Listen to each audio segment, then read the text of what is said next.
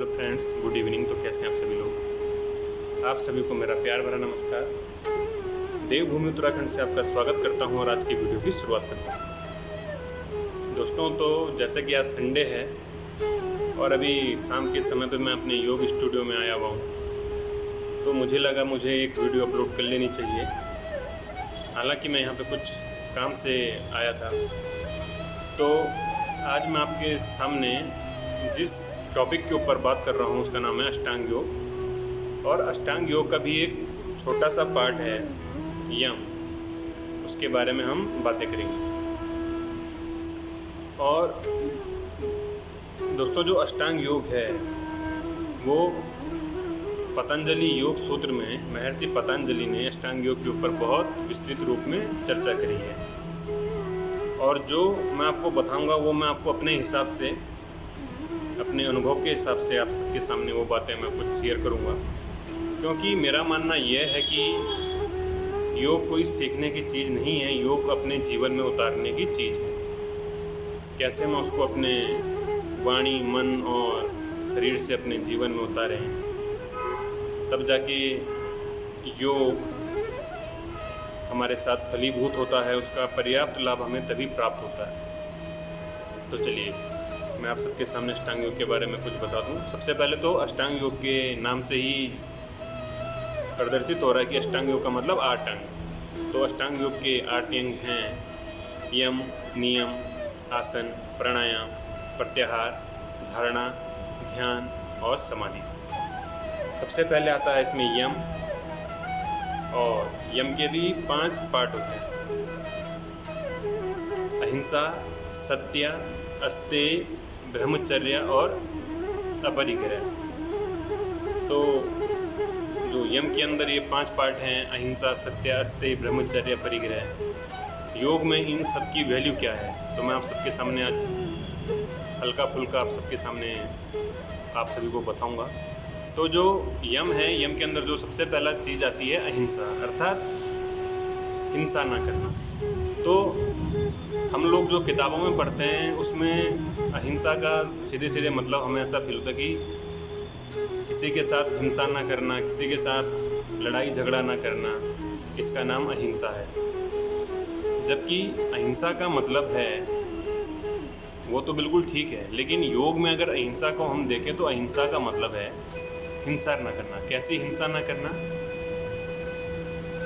अपने साथ हिंसा ना करना,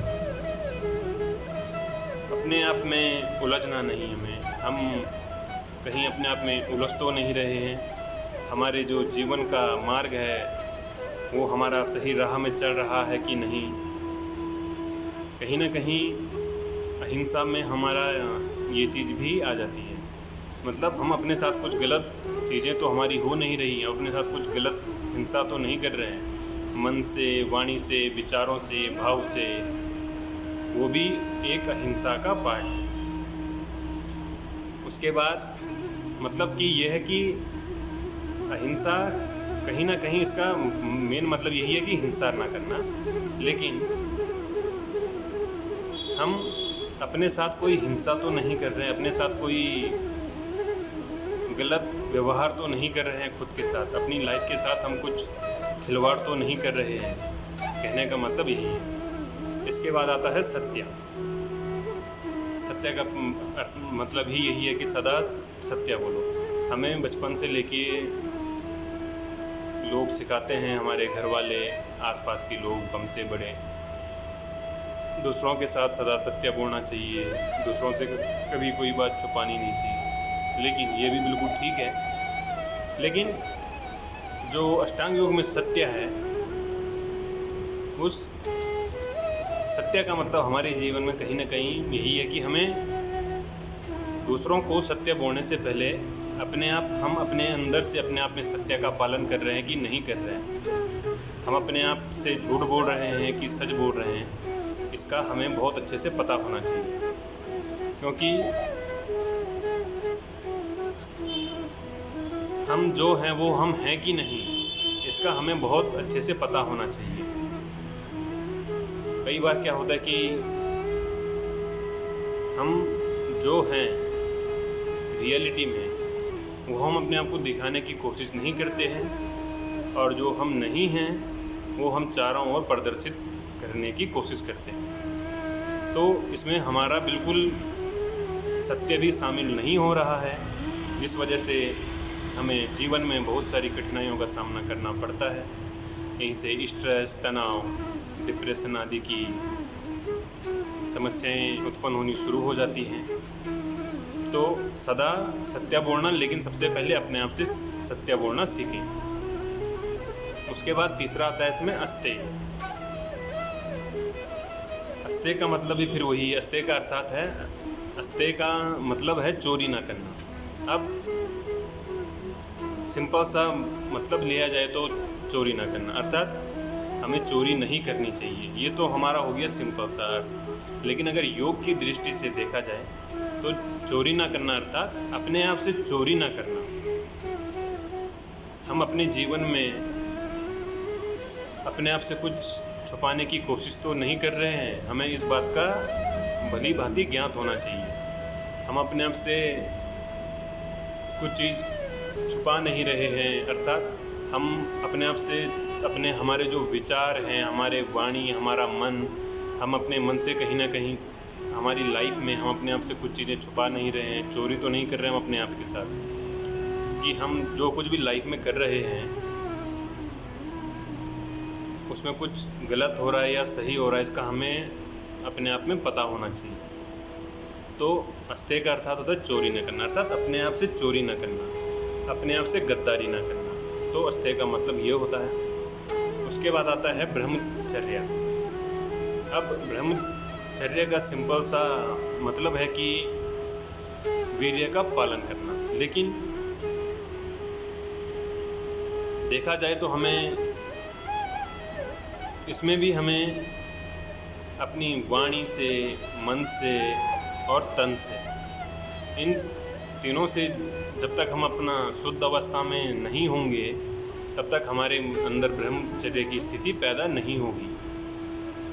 तो शरीर के साथ साथ हमें हर चीज़ में अपने वाणी और मन पर भी कंट्रोल होना चाहिए। तो इसे हम कहेंगे ब्रह्मचर्य का पालन हो रहा है।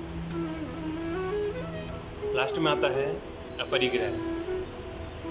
और अपरिग्रह का मतलब है कि परिग्रह, अर्थात परिग्रह का मतलब है संचय करने की अवस्था।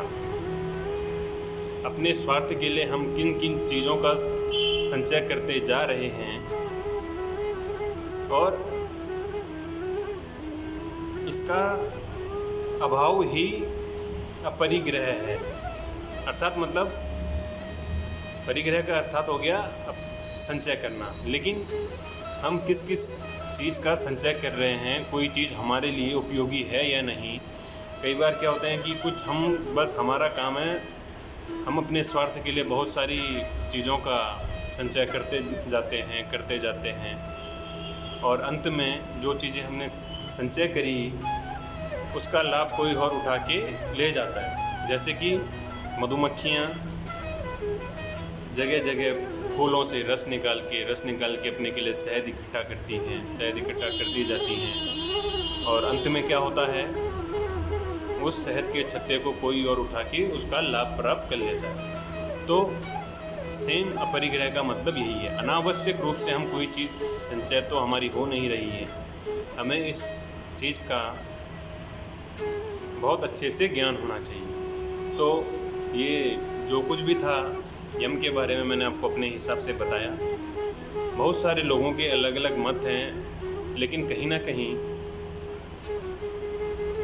हर किसी ने इसको यम को अपने अंदर अलग अलग रूप में अपनाया हुआ है। कहीं ना कहीं परिभाषाएं सबकी सेम ही होती हैं, मतलब सबका सेम होता है, लेकिन बताने के जो तरीके होते हैं वो कहीं ना कहीं थोड़ा बहुत अलग हो जाते हैं। तो चलिए, आज का मेरा विषय इतना ही था। अभी मैं आज के अपने विषय को यहीं पे समाप्त करता हूँ। अगर आपको मेरी वीडियो पसंद आई हो तो प्लीज़ इसे लाइक, शेयर एंड सब्सक्राइब करना। धन्यवाद।